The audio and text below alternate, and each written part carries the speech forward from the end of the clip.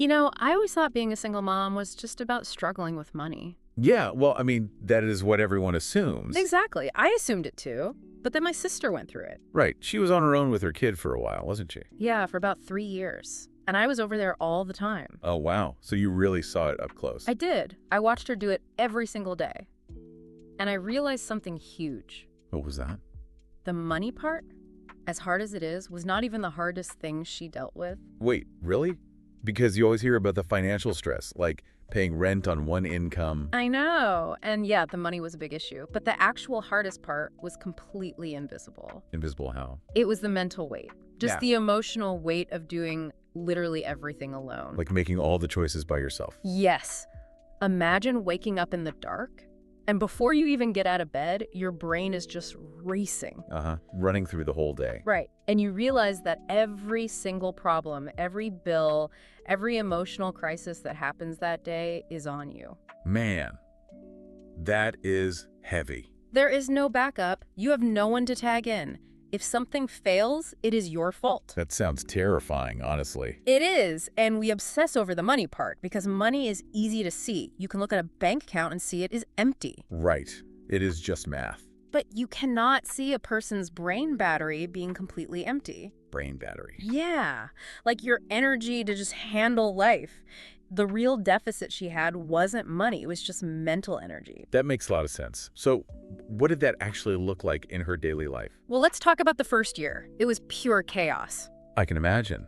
Just trying to figure out a new routine. Right, and people would see her and think, oh, she needs money. But I want to ask you something. Okay, good. If someone just gave her a ton of money, like paid her rent for a year, do you think her stress would just disappear? I mean, no, but I feel like it would help a lot. It would help with the financial anxiety, sure. Yeah. But the actual structure of her day is exactly the same. Because she still has to do all the parenting. Exactly. She is still dealing with this thing called decision fatigue. Decision fatigue. Right. Yeah. Like when you just get so tired of making choices. Yes. Every choice takes a tiny bit of energy. Think about the choices she makes before 8 a.m. Like what to make for breakfast, getting the kid dressed. And what to do if the kid refuses to wear his shoes, or which bill is the most urgent to pay that day. Yeah, that adds up fast. It does. And in a normal house with 2 parents, you can share that load. Right. You can just say, hey, you deal with the shoes today. I am too tired. Exactly. You can bounce ideas off the other person, but she didn't have that. So it all just falls on her one brain. Yes. Just one single brain processing everything for 2 people. And it never gets to recharge. Yeah, and that sounds exhausting. It really is. And it leads to some crazy moments. Like, there is this one story I have to tell you. Oh, I want to hear it. It is about a TV remote and a lunchbox. Wait, what? Yeah. So I was at her house one morning during the rush to get to school. And mornings are always the worst. The absolute worst. She is running around, trying to track time, get her work clothes on, pack the kids' lunch. Standard morning chaos. Right. And she was making a sandwich. But instead of putting the sandwich in the lunchbox, she packed the TV remote. No way. Seriously? Seriously, she zipped it up and put it in his backpack. Oh my gosh, that is hilarious. I know. I laughed so hard, but then I looked at her and she looked like she was going to cry. Oh man, because she was just that tired. Yes. People see that and think, oh, she's just forgetful or clumsy. But it's deeper than that. Much deeper. Think about a computer. If you open like 80 heavy programs at the exact same time, what happens? The computer just freezes. Yeah. It starts glitching. Exactly. The CPU just throttles. That is what happened to her brain. So packing the remote wasn't just a mistake, it was a glitch. It was a total system crash. Her brain was so focused on the big things, the bills, her job, her kids' emotions. Right. So the background program of put sandwich in the box just got completely corrupted. Wow. When you put it like that, it is not really funny anymore. It is kind of scary. It is, because her brain was literally going into survival mode. Yeah, just running on pure autopilot. And you know that feeling, right? When you have a really long, horrible week at work. Oh, totally. By Friday night, I am a zombie. Right. And if someone asks you a simple question like, what do you want for dinner? I get actually angry. I just say, I do not care. Please just pick something. Exactly. You just hit a wall. You want someone else to take the wheel. Yeah, just for 5 minutes. But think about my sister. That Friday night feeling, that was her normal Tuesday at 10 a.m. Oh, wow. And she could never say, you pick. She could never tap out. Because there's nobody to hand the wheel to. None. She just had to force her brain past that wall every single hour. They have to do something to your body, right? Yeah. Like physically? Yes. Her stress hormones were always high. She was always on high alert. Just waiting for the next thing to handle. Exactly. And that was on a normal day, when the routine was working. Right. When things go according to plan. But you know kids. Things never go to plan. Definitely not. Kids are wild cards. So imagine that level of exhaustion, and then a random chaotic variable enters the system. What kind of variable? Sickness. Her kid getting sick was the absolute nightmare scenario. Oh, man. Yeah, kids get sick all the time. They do. And this one night, it really showed me how alone she was. What happened? It was like 2 a.m. Her kid woke up with a really high fever and just started throwing up everywhere. Oh, no. At 2 a.m., that is the worst time. It is. So she is up. She is cleaning sheets, nursing him, checking his temperature. Doing all the mom stuff. Right. All in the dark. But then the sun comes up. And that means the real world starts. Yes. And the real panic sets in. Yeah. Because she has to figure out the logistics of the day. Like missing work. Exactly. Yeah. She has to call in sick, which means she might lose a day of pay. And she really needed that money. Or she burns through her sick days, which she needs for herself. Right. Plus, she has had zero sleep. None. And no one to take a turn. Exactly. There was absolutely no one she could ask to just watch him for 45 minutes so she could sleep.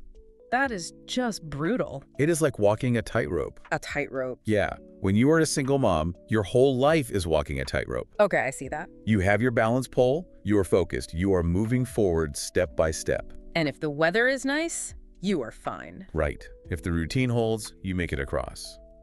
But a sick kid? That is a sudden violent gust of wind. And it just knocks you off balance. Yes. But the scary part is not the wind. It isn't. No. Yeah. The scary part is looking down and realizing you are 50 feet in the air and there is no safety net. Wow. No net at all. None. If she slips, the whole thing falls. She was the only thing keeping them alive and afloat. Man, that is a heavy metaphor. But it makes so much sense. But think about it. Why isn't there a net?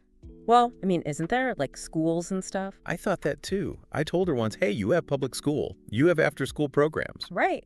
There are programs to help parents. But those nets only work when conditions are perfect. What do you mean? The second a kid gets a fever, the school kicks them out. Daycare kicks them out. Oh, true. They cannot stay if they're sick. So those safety nets just vanish exactly when she needs them the most. That is messed up when you think about it. It is. Humans were not supposed to parent like this. Like historically. Yeah. Historically, we had villages, tribes, grandparents living in the same house. Right, big families to help out. Parenting was supposed to be a group project, but we broke that all down. Now it is just one house, two parents. And for my sister, it was just one parent. She became what they call a singular point of failure. A singular point of failure. That sounds like an engineering term. It is. It means if one specific part breaks, the entire machine stops working. And she was that part. She was. If her body just gave out from a cold, there was nobody to catch her kid. That level of loneliness is just, wow. Right. It is not about wanting someone to watch movies with. It is the terror of knowing you cannot fail. But wait, if it is that bad, why didn't she just ask for help? That is the million-dollar question. Because, I mean, if I felt like a singular point of failure, I would be screaming for help. You would think so, right? You would pull the alarm. Yeah. I would call my friends, my neighbors. But she didn't. She suffered in absolute silence. Why, though? Pride. It is way deeper than pride. It is about this feeling of always being judged. Judged by who? By everybody. Society is constantly watching single moms. Have you ever heard of the panopticon? No. What is that? It is this old idea for a prison. The guards are in a tower in the middle, and the cells are in a circle around them. Okay, sounds creepy. The prisoners cannot see the guards, so they never know when they are being watched. Oh, so they just assume they're always being watched. Exactly. They start policing themselves. They act perfect because they are scared. And you think single moms feel like that? I know they do. My sister lived in a societal panopticon. Wow. Always feeling like people are looking for a mistake. Yes.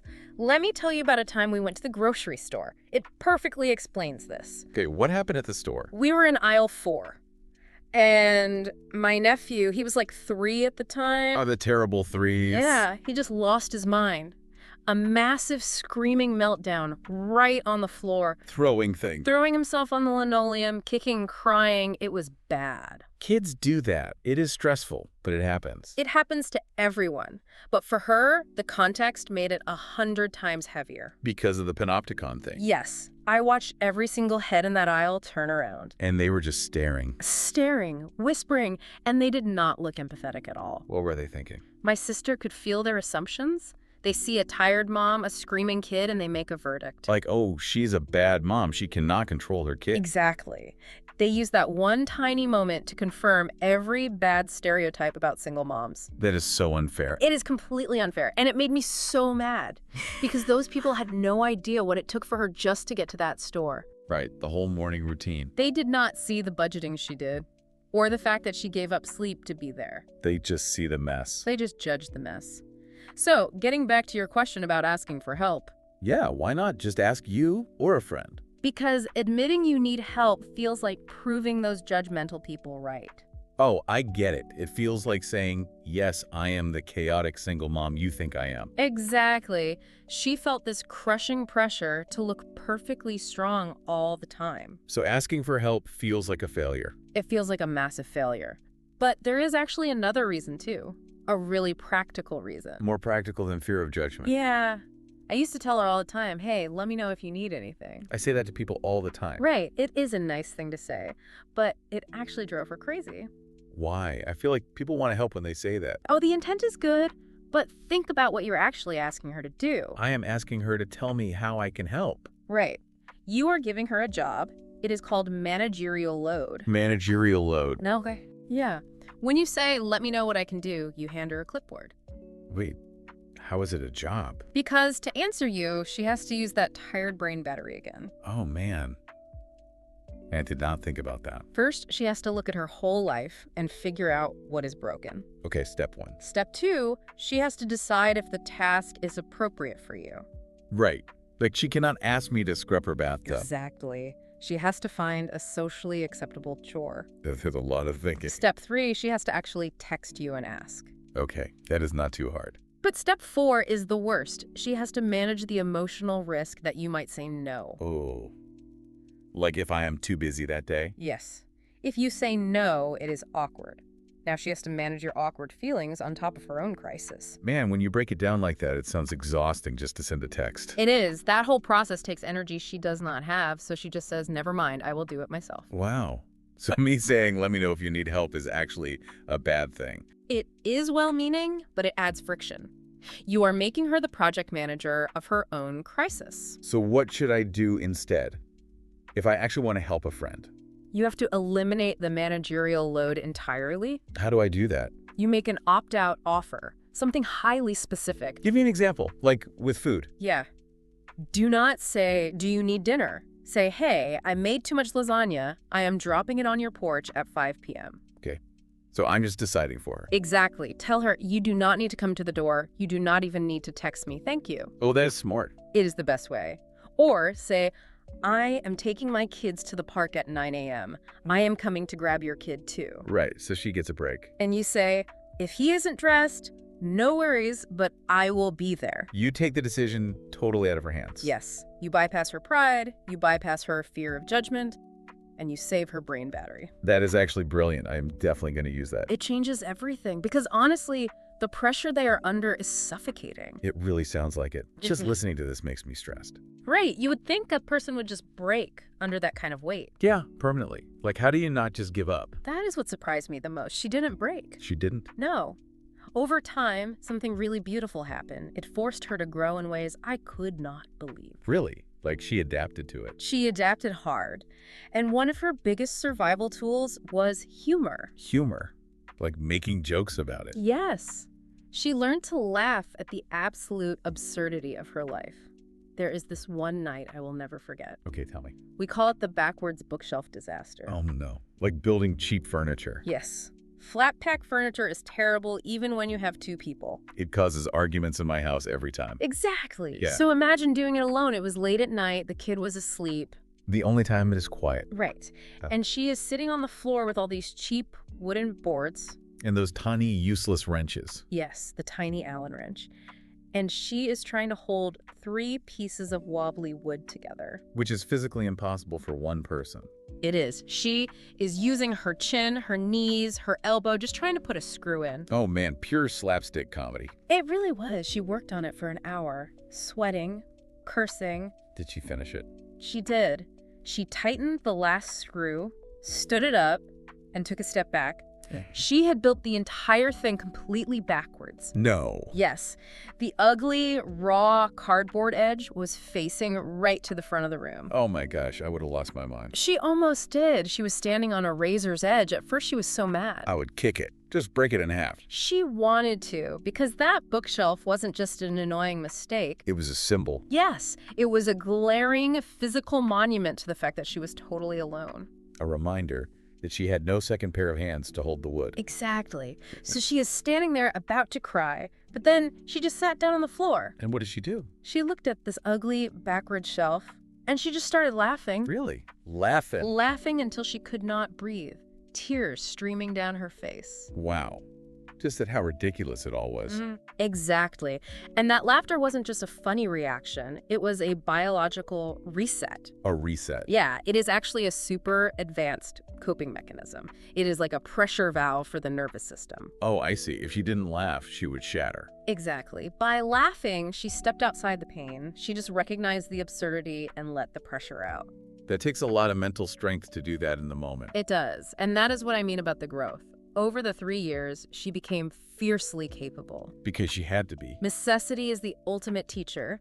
If you are the single point of failure, you cannot stay incapable. She just learned how to do everything. Everything. She learned to use power tools. She learned how to stretch $20 for a week of meals. Man, that is impressive. She basically became a one-woman village. She absorbed every role into herself. Wow. A one-woman village. And her whole definition of success changed. Like what she considered a good day. Yeah. Before, success was like having a clean house and a cooked dinner. Right, normal middle-class goals. But later, success was just getting out the door on time without anyone crying. And that is a huge win. Massive win. Fixing a leaky sink with a YouTube video and tape at midnight? Time for champagne. You really have to celebrate those little things. You do. But you know what her biggest victory actually was? What? It was the day she finally asked me for help without feeling ashamed. Really? She got over the panopticon feeling. She did. She called me and said, "I am drowning today, please come over." And she didn't apologize for it. Wow. That is huge. It was. It meant she had conquered that internalized judgment. She realized she deserved grace. That is just, it is an amazing journey to think about. It is crazy, right? It is this duality. Duality. Yeah. On one hand, it is a journey defined by the most profound loneliness you can imagine. Right, the crushing mental weight. But on the other hand, running right parallel to that is this undeniable, incredible resilience. It sounds like a crash course in relying on yourself. The ultimate crash course. It broke the old version of her down completely. But built a stronger version. Breathtakingly strong. She wasn't just surviving the storm, she mastered a completely hostile system. That completely changes how I look at this. Good. Because you can never view it as just a money problem again. No, definitely not. It is way bigger than a bank account. Way bigger. You see the whole picture now. The empty brain battery, the TV remote in the lunchbox. The terrifying tightrope when the kid gets a fever. The grocery store judgment, and why sending a text is so hard. And the backwards bookshelf. The backwards bookshelf, the symbol of it all. It is inspiring, honestly. It really is. So next time you are at the store, and you see a tired mom with a screaming toddler in aisle 4. I am definitely not going to judge her. Do not judge her. Remember, you are looking at a master of logistics. An expert in crisis management. Yes. Someone holding an invisible mountain of weight, doing the work of an entire village. With incredible grace. Exactly. And it leaves me thinking about something bigger. About human nature. Yeah. If these single moms can carry this unimaginable load, if they can build this fierce independence under so much pressure. It makes you wonder what everyone else can do. It really does. It shows the vast, untapped reserves of strength inside the human mind. Yeah, like how much more are we all capable of? Exactly. How strong could we be if we were forced into a corner and we were the only one left to hold the sky up?